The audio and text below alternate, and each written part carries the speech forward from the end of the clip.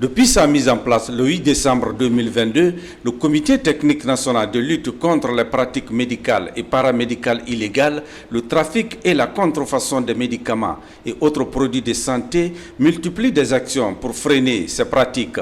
Au cours de cette conférence de presse, il est question d'expliquer aux hommes des médias la mission, les acquis et les perspectives de ce comité national mis en place par les autorités. Avant l'arrivée de cette équipe, il y avait un embouteillage au niveau des documents, des demandes, de l'analyse des demandes. Pour beaucoup de facteurs qui avaient été identifiés, il avait été recommandé à ce moment-là d'aller de façon très prudente pour ne pas attribuer des documents à des personnes qui sont passées par des concessions de faux documents et finalement donner de l'officialité à des gens qui sont vraiment pas dans les normes. Des faux diplômes ont été vus, des fausses attestations d'inscription à des ordres professionnels aussi ont été identifiées. Mais je peux vous garantir que le sérieux a pris la forme qu'il faut. Tous contre les pratiques médicales et paramédicales illégales, c'est le slogan de cette nouvelle campagne enclenchée par le comité sous la tutelle du ministère de la Santé et de l'Hygiène publique.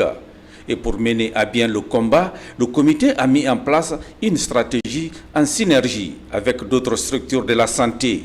Au niveau de ma direction, nous menons, n'est-ce pas, ce qu'on appelle des enquêtes, des travaux, nous menons des missions pour aller voir sur le terrain, éventuellement, si ces structures-là qui existent dans le privé sont dans les normes. Mais bien avant, il est demandé à tout un chacun, c'est-à-dire surtout dans le cadre de la santé, de venir vers le ministère de la Santé, à travers la direction des établissements, de faire ce qu'on appelle des demandes pour ouvrir une structure de santé. Si nous avons mené la lutte contre les faux médicaments au marché et dans les boutiques, à ces gens-là, nous reprochions deux choses. La première, c'est parce que l'État ne leur reconnaît pas la qualification de vendre des médicaments.